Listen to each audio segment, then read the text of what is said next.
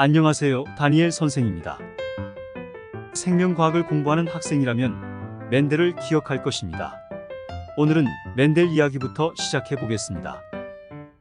멘델 이전의 과학자들은 부모의 유전 요소가 액체처럼 섞여서 자손에게 전달된다고 생각했지만 멘델은 유전 요소는 입자와 같아서 각각의 특성을 유지한 채 재조합되어 자손에게 전달된다고 주장하였습니다. 멘델은 이와 같은 결론을 얻기 위해 8년 동안이나 완두를 재배했습니다. 그 결과 유전의 기본 원리를 밝혔으며 멘델의 연구 방법은 다른 과학자들의 연구 방법에도 변화를 일으켰습니다. 멘델이 유전 원리를 밝힐 수 있었던 것은 무엇 때문일까요? 네, 멘델은 부모의 유전 물질이 섞이는 것이 아니라 분리된 입자의 형태로 자손에게 전달될 것이라는 가설을 설정했습니다. 그리고 이를 증명하기 위한 탐구 방법을 설계하여 수행함으로써 유전의 기본 원리를 밝혔습니다. 생명과학자는 생명 현상에 강한 호기심을 품고 의문을 제기하는데 이것이 바로 생명과학 탐구의 출발점입니다. 19세기에 활동한 두 생명과학자의 탐구 과정을 살펴보고 생명과학의 탐구 방법에 대해 알아보도록 하겠습니다. 파스테르의 연구. 파스테르는 코흐와 함께 세균학의 아버지라고 불립니다. 2000년 동안 유지했던 자연 발생설을 부정하고 백조목 플라스크 실험을 통해 생물 속생설을 입증함으로써 자연 발생설의 종지부를 찍었습니다. 그는 세균학을 연구하였으며 광견병과 다른 세균성 질병을 연구하여 백신을 개발하였습니다. 파스테르는 닭 콜레라를 연구하다가 공기 중에 오래 방치했던 콜레라균을 접종한 닭이 닭 콜레라를 가볍게 앓고 곧 회복되는 것을 발견하였습니다. 그는 이러한 발견을 토대로 다른 질병 또한 비슷한 방식으로 예방할 수 있을 것이라고 생각했죠. 1881년 파스테르는 양과 염소, 소를 대상으로 실험을 수행하였습니다. 이때 실험의 타당성을 입증하기 위해 백신을 접종하지 않은 집단을 설정하였는데 이를 대조군이라고 합니다. 그리고 원래 알고자 했던 집단, 즉 백신을 접종한 집단을 실험군이라고 합니다.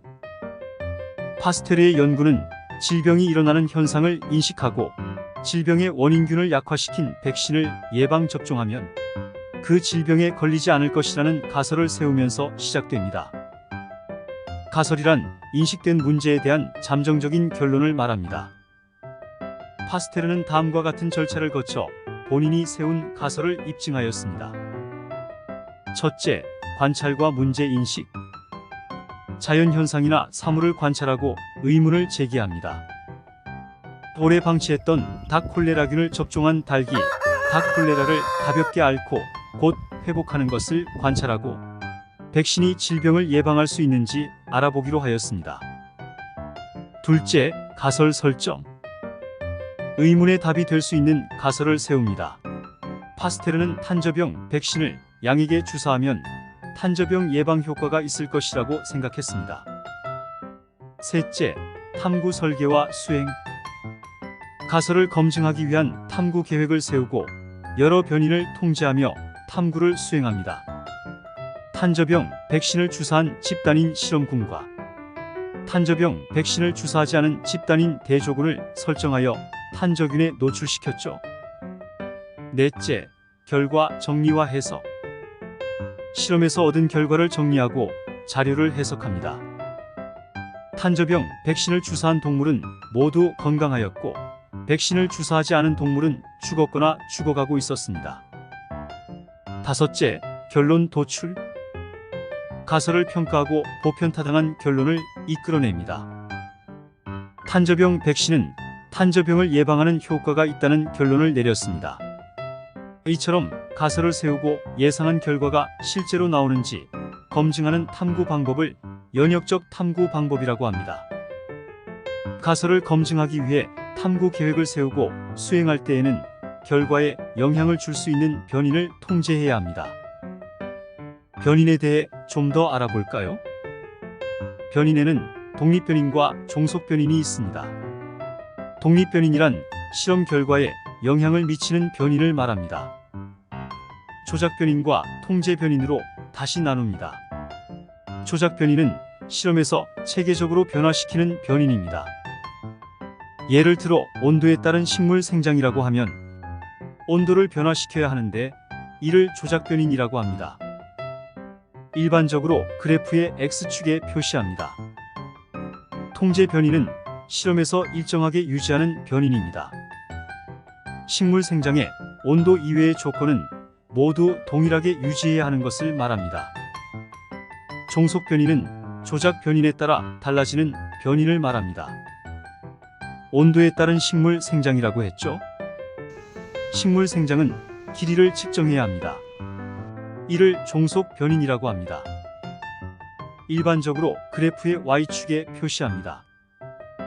이와 같이 탐구를 수행한 후에는 탐구 결과를 분석하여 결론을 도출하고 이로부터 보편적이고 객관적인 일반 원리를 이끌어냅니다.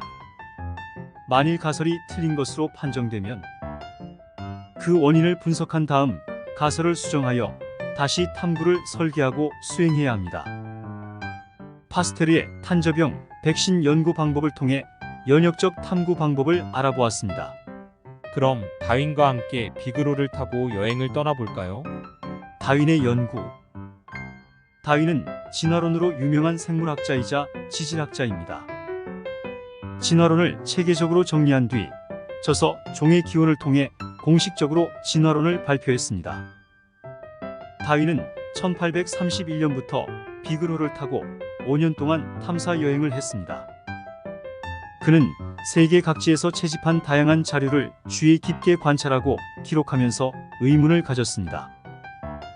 예를 들면 갈라파고스 군도의 이구아나는 생김새가 모두 비슷한데 왜 육지에 서식하는 종류와 바다에 서식하는 종류가 따로 있을까? 와 같은 것이었죠.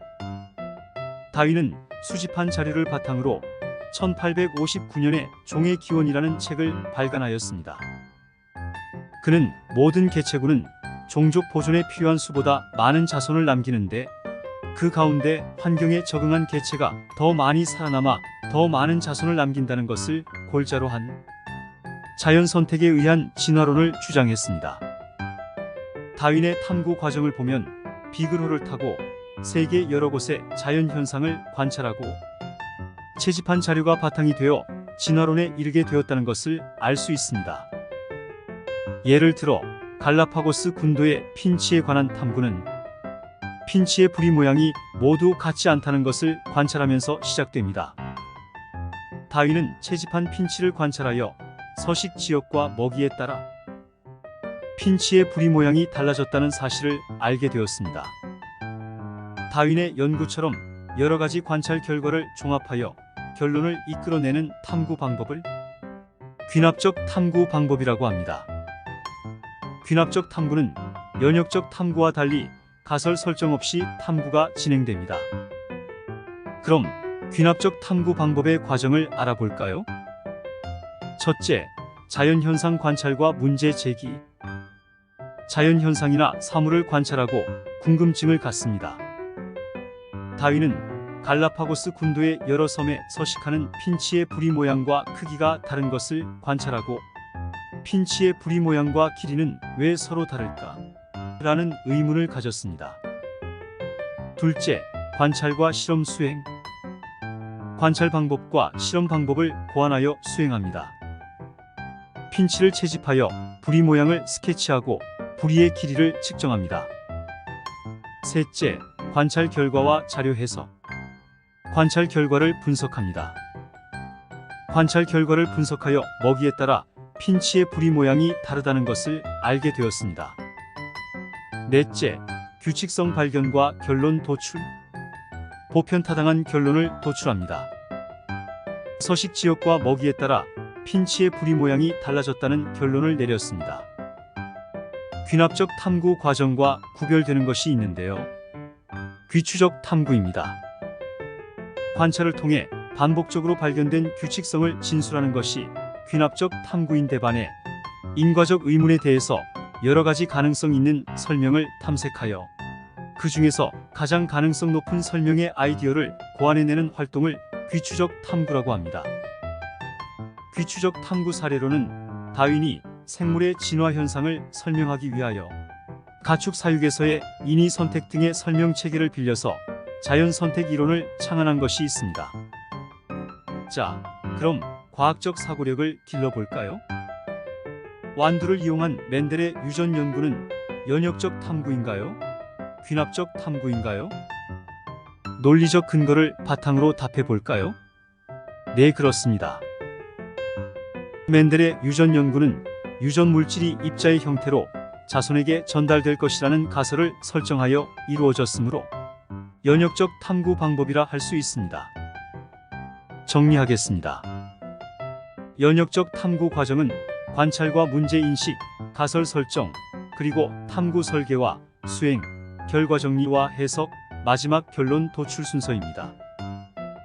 귀납적 탐구 과정은 자연 현상 관찰과 문제 제기, 관찰과 실험 수행, 관찰 결과와 자료 해석, 그리고 규칙성 발견과 결론 도출의 순서입니다.